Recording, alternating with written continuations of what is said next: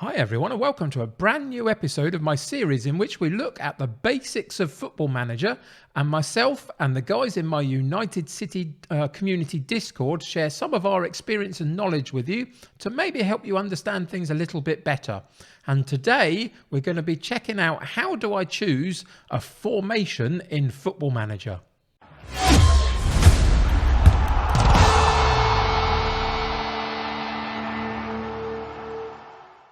So a big thank you to both Nathan and FM21 from the community Discord that both gave me some of their thoughts on this particular subject of choosing a formation. It's a little bit similar to what we did last week. If you remember last week, we looked at how do I choose a tactical style in Football Manager.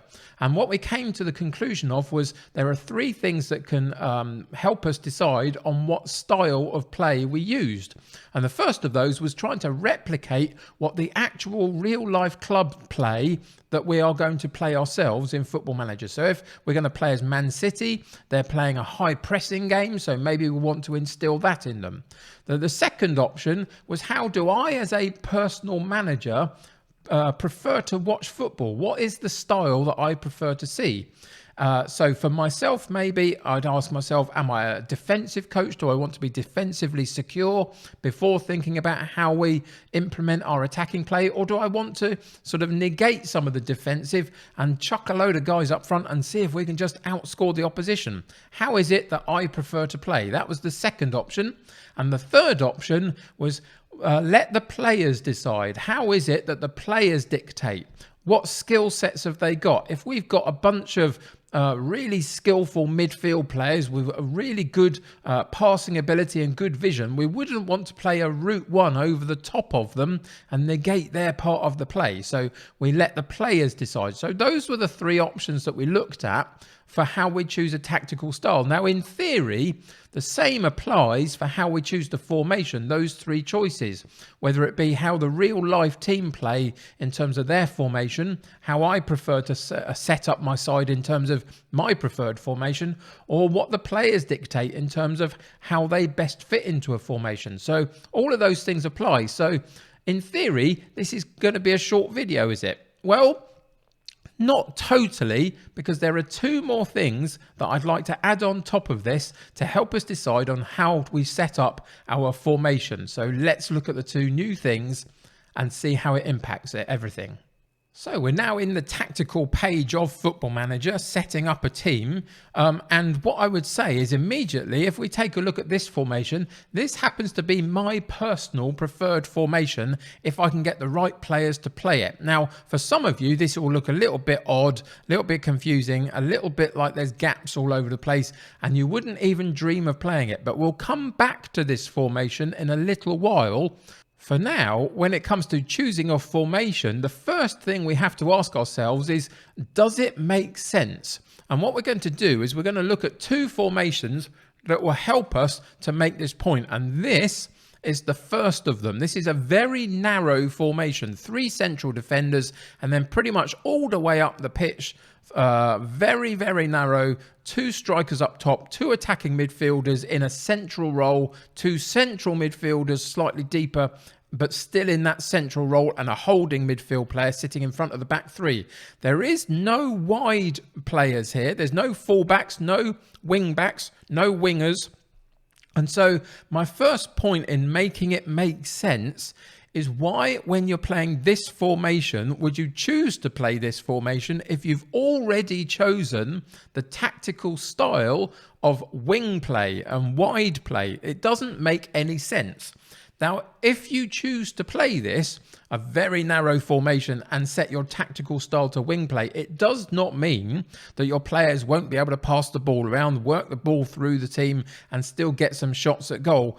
But simply, a lot of the time, you'll be confusing the players, and it won't make any sense to them in trying to make the decisions that you've asked for. Now, there are ways around it. Of course, there are always ways around it. You can ask some of these players to drift out wide. You can play a Metzala role that we'll talk about a little bit more next week when we look at player roles. But Metzalas tend to drift out wide, so you can fulfill the role. But in theory, if you're going to choose a tactical style of wide play, you might as well actually play some people out wide to play it. So that's the first of our tactics. This does not make sense to choose. Doesn't mean you can't make it work, but it doesn't make sense. The second one is this one. We've got a 5-man defence. We've got 3 holding defensive midfield players. We've got 1 central midfield player, and we've got 1 striker all isolated on his own. And in this example, I've chosen a tactical style to play of gegenpress. Now, gegenpress is all about finding a way to swarm the opposition in their part of the defensive third for themselves and push them back and try and win the ball really early, counter-attacking very quickly and very close to the goal to getting some attempts at goal yourself. So that's the intention of the gegenpress. So if you're going to play the gegenpress, you have to have at least a couple of guys in this attacking midfield line to try and support the striker in pressing the opposition in their defensive third. And in this particular formation, there is a huge gap there, and we are playing basically about 8 players in defensive setups. And in that sense, this particular formation does not work with the style of play that we have chosen to use. So again, does this make sense?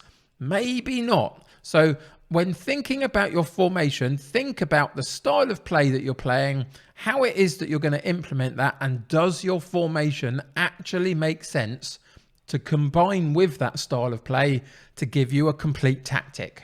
So the second new point that I wanted to make today in this particular episode looking at formations is within the boundaries of what we've already talked about in this series so far about how to choose your tactical style and what we've already spoken about of formations, is within those boundaries still find a way, if you can, to do a little bit of experimentation. Now, this is the 4-2-3-1. This is what a lot of Football Manager players tend to play. It gives you lots of different options in terms of playing the gegenpress, as we've already talked about, playing a tiki-taka route through the centre of midfield, playing the wide men. It could be all sorts of different tactical styles that you implement with the 4-2-3-1.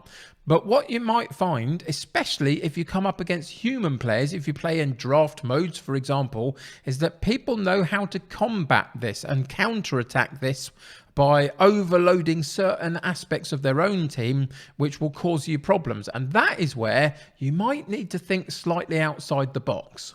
So how do we do that? Well, if we refer back to the first formation that I showed you, that this is the one that I really like to play, there isn't a huge amount of difference in this formation compared to the 4-2-3-1. If we go back to the 4-2-3-1, you can see that all we have to do is move 1 player into the defensive zone, 1 player slightly further back in the wide right midfield or wide left, depending on which way you want to play it, and just ever so slightly move the attacking midfielder over to cover that slight gap. And then you're in the formation that originally I set up and said was my favourite for Football Manager, as long as I've got the right players to play it. So it's not too much of a stretch to change from the 4-2-3-1, for example, into this particular formation. And what this particular formation might give you over the 4-2-3-1 is that holding midfield player might negate an attacking midfield player in the opposition, which a lot of people tend to play. You've got the opportunity on both wings to do something slightly different here, which you can do in the 4-2-3-1, of course, but this is just a little bit more pronounced, I would suggest. Maybe on this side, the right side, where we've dropped a player back into the wing role slightly deeper, you could hold him there and keep him as a support player and get your fullback to potentially be much more overlapping and attacking and attack the space, knowing that he's got support behind him if you've got a very good crosser of the ball as a right fullback. On the left-hand side, where you've got the slightly more attacking winger, you can either drop him into the inside forward role, which means he'll attack this particular section of the pitch, or you can potentially move him down to the byline and cross the ball, depending on what his skill set is.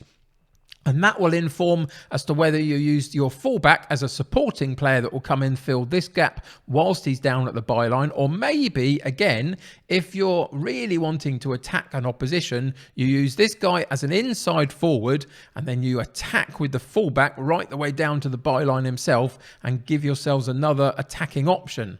So those are the two options you've got down the right and the left-hand side, which I think enable you to play slightly differently in this particular formation to some others. It gives a variety to your play. Centrally, then you've got the thought of you don't want to get this guy moving away too far from where he is because it will leave a huge gap. So maybe you just want to play a simple central midfield player on a support duty, or a deep lying playmaker from this position with a ball winner behind him, maybe just to give yourself a little bit of security. But then also that means that it frees up the left fullback again to continue to do his attacking duties if these guys are going to stay where they are. So there's lots of options in here, but the point about it is, in the first instance, a few of you would have looked at an asymmetric formation, for example, and thought, that's a bit outlandish for me. I don't really know how to make that work. But we saw in like 3-player moves from the 4-2-3-1 that pretty much everybody plays, this is not that dissimilar, really. So let's just push the boundaries one more time slightly and see if we can play an even more slightly more outlandish formation that still might work given the right players. So what we're going to do on this one, we're going to drop the attacking midfield player into midfield, but we're going to switch him with this one. And we're going to work in pairs. What we're going to do is we're going to shift over the defensive midfield player, and we're going to play this formation. Now, this is kind of a random one again. What we'll play is a wing back on the left-hand side and a full back on the right-hand side, giving you a contrast again. As long as you hold this midfield player and don't let him drift into midfield too much and keep him on the defensive duty, he will help out this back three as we currently have it, and create a fourth person in there if the wide wing back is attacking. So that gives you an option there to secure your defense while still giving yourself an attacking option. On the higher up the pitch, you've got lots of options here. You can hold this player and then let him stay here as the inside forward drifts into the center of the box, maybe to support crosses from the right and get on the end of it.